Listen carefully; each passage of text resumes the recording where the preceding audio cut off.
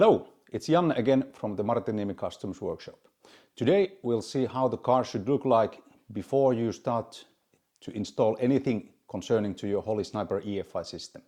What I already did for you guys is I took off the original carburetor, distributor of, also the mechanical fuel pump, the original fuel line and the original fuel tank. So now I'm going to show you how the parts look like when they came off the car.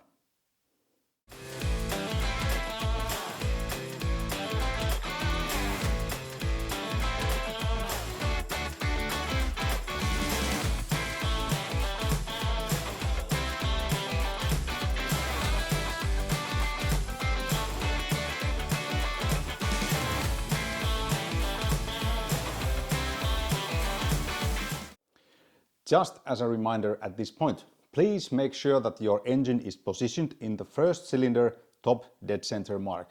You can easily find it from the crankshaft. I will show you photos how it looks like, and also check the alignment of the distributor and also the ignition leads before you take them off. At this point it's much easier to continue with the Holley Sniper EFI when you do it.